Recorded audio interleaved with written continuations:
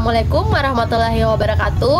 Perkenalkan, kami dari kelompok 1 mata kuliah mikroekonomi. Saat ini kami akan membahas mengenai materi penentuan upah di pasar tenaga kerja. Nah, sebelum masuk ke dalam materi, saya akan memperkenalkan anggota kelompok saya terlebih dahulu. Yang pertama itu ada atas nama Misna, lalu yang kedua Adifa Aisyah Putri, yang ketiga Ega Denita Putri Junianti, lalu ada Luluin Maknun, dan yang terakhir atas nama Familia Agatha Garut, yaitu saya. Nah, kita akan masuk ke pembahasan materi yang pertama. Tonton sampai habis ya. Baik, langsung saja. Sini ada definisi upah uang dan upah real. Nah, di mana upah adalah hak pekerja yang diterima dalam bentuk uang sebagai balas jasa dari pengusaha yang ditetapkan melalui perjanjian kerja atau peraturan perundang-undangan. Nah, selain gaji pokok, upah juga mencakup tunjangan bagi pekerja dan keluarganya. Kemudian ada upah uang, nah di mana nominal pendapatan uang yang diterima pekerja tanpa mempertimbangkan inflasi atau harga barang. Sedangkan upah real adalah nilai real pendapatan setelah disesuaikan dengan inflasi, menggambarkan daya beli pekerja. Nah, meskipun upah uang meningkat, jika inflasi lebih tinggi, upah real bisa menurun, yang mempengaruhi kesejahteraan pekerja. Tujuan pemberian upah. Yang pertama, membangun hubungan kerjasama. Nah, di mana pemberian upah bertujuan untuk menciptakan hubungan kerjasama yang bersifat formal antara pengusaha dan karyawan. Kemudian yang kedua, memberikan kepuasan kerja. Nah, di mana upah yang diterima oleh karyawan memungkinkan mereka untuk memenuhi kebutuhan fisik mereka, mempertahankan status sosial, serta memenuhi kepentingan pribadi. Kemudian yang ketiga, sebagai sarana motivasi. Nah, di mana upah yang memadai dapat menjadi alat bagi manajer untuk memotivasi karyawan agar bekerja lebih optimal. Kemudian yang kompensasi usaha. Nah, di mana penerapan upah yang adil, layak, dan kompetitif sesuai dengan standar industri serta asosiasi usaha akan membantu menjaga stabilitas tenaga kerja. Kemudian yang terakhir ada menumbuhkan disiplin kerja. Nah, di mana pemberian upah yang layak berpengaruh terhadap kedisiplinan karyawan. Nah, dengan penghasilan yang sesuai, karyawan cenderung lebih patuh terhadap aturan dan kebijakan yang ada pada perusahaan. Mungkin itu saja yang dapat saya sampaikan. Untuk materi selanjutnya saya serahkan kepada teman kelompok saya. Baik, materi selanjutnya yaitu mengenai faktor penentu besaran upah. Yang pertama, penawaran dan permintaan. Upah ditentukan oleh keseimbangan jumlah tenaga kerja dan kebutuhan perusahaan. Yang kedua, produktivitas. Semakin tinggi kinerja karyawan, semakin besar upah yang diterima. Dan yang ketiga, biaya hidup. Upah disesuaikan dengan tingkat biaya hidup di suatu daerah. Yang keempat, pemerintah. Kebijakan seperti upah minimum memengaruhi besaran upah pekerja.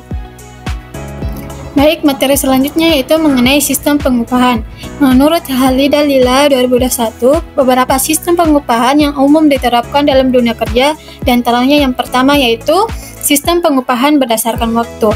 Dalam sistem ini, besarnya upah ditentukan berdasarkan durasi waktu kerja, seperti per jam, per hari, per minggu, atau per bulan. Yang kedua, sistem pengupahan berdasarkan hasil. Pada sistem ini, upah dihitung berdasarkan jumlah satuan produk yang dihasilkan oleh pekerja, misalnya per potong, per meter, per liter, atau per kilogram. Yang ketiga, sistem pengupahan borongan. Sistem borongan ini menetapkan upah berdasarkan total volume pekerjaan, serta waktu penyelesaiannya. Upah dalam sistem ini berkaitan langsung dengan jumlah pekerjaan yang disepakati dalam kontrak.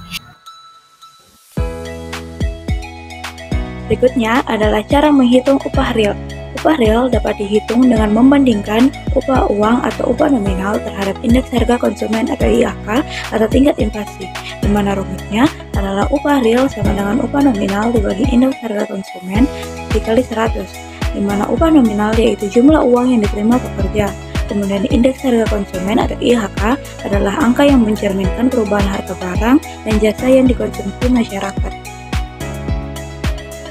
Kemudian kita bisa lihat pada contoh tabel berikut ini, yaitu dari tahun 1995 hingga tahun 2005, di mana upah nominalnya dari 100.000 hingga 600.000, kemudian IHK-nya dari 100 hingga 400. Nah, dengan rumus yang tadi, yaitu upah real sama dengan upah nominal dibagi IHK dikali 100, kita bisa menghitung upah realnya. Contohnya saja pada tahun 1995, Jadinya kita tinggal menghitung 100.000 dibagi 100 dikali 100 sama dengan 100.000. Begitu pula hingga tahun 2005. Nah, dari tabel ini bisa disimpulkan bahwa meskipun antara tahun 1995 hingga tahun 2005, upah nominal meningkat hingga 6 kali lipat, yaitu dari 100.000 menjadi 600.000. Kenaikan upah real hanya sekitar 1,5 kali lipat, yaitu dari 100.000 menjadi 150.000.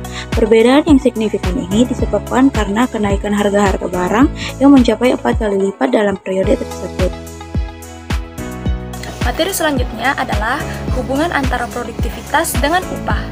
Nah, yang pertama, upah tinggi meningkatkan produktivitas. Pemilihan upah yang tinggi cenderung meningkatkan motivasi dan kepuasan pekerja yang pada gilirannya mendorong mereka untuk bekerja lebih keras dan produktif dan memberikan kontribusi besar bagi perusahaan. Nah, yang kedua, produktivitas sebagai dasar pemberian upah. Idealnya, besaran upah yang diterima pekerja harus mencerminkan nilai kontribusi dan tingkat produktivitas mereka. Pekerja yang lebih produktif, baik dalam hal output maupun kualitas, memberikan keuntungan yang lebih besar bagi perusahaan. Oleh karena itu, pekerja dengan produktivitas tinggi seharusnya menerima kompensasi yang besar. Nah, yang ketiga, upah sebagai motivator untuk meningkatkan produktivitas. Tingkat upah yang adil dan bersaing dapat menjadi pendorong yang kuat bagi pekerja untuk meningkatkan produktivitas mereka. Ketika pekerja merasa dihargai dan mendapatkan kompensasi yang layak atas kerja keras mereka, mereka cenderung lebih termotivasi, bersemangat, dan berkomitmen terhadap pekerjaan mereka. Nah, yang terakhir, teori upah efisiensi. Teori ini menjelaskan bahwa pemberian upah yang lebih tinggi dari tingkat pasar dapat meningkatkan produktivitas pekerja melalui beberapa mekanisme, antara lain mengurangi turnover atau pergantian karyawan, menarik pekerja lebih berkualitas, meningkatkan motivasi dan kinerja, dan yang terakhir mengurangi ketidakhadiran atau mangkir. Terakhir adalah sumber-sumber kenaikan produktivitas. Jadi, ada beberapa faktor penting yang mendorong kenaikan produktivitas. Di antaranya, yang pertama adalah kemajuan teknologi. Yang kedua, yaitu keterampilan pada tenaga kerja. Dan terakhir, tentu saja lingkungan kerja. Lingkungan kerja yang nyaman dan mendukung akan sangat berpengaruh pada semangat dan kinerja karyawan. Ruang kerja yang aman, fasilitas yang memadai, serta hubungan yang baik antara rekan kerja dan atasan akan menciptakan suasana positif. Nah, itu tadi pembahasan kita mengenai materi penentuan upah di pasar tenaga kerja. Kesimpulan yang bisa kita ambil yaitu keberhasilan menentukan upah di pasar tenaga kerja bergantung pada pemahaman. Kemudian upah uang itu merupakan nominal dan upah real itu merupakan daya beli setelah inflasi, serta kaitannya dengan produktivitas kerja. Semakin tinggi produktivitas, semakin besar kontribusi pekerja sehingga perlu diimbangi dengan upah yang layak. Nah, itu saja dari kelompok 1. Kurang dan lebihnya mohon maaf. Sekian dan terima kasih.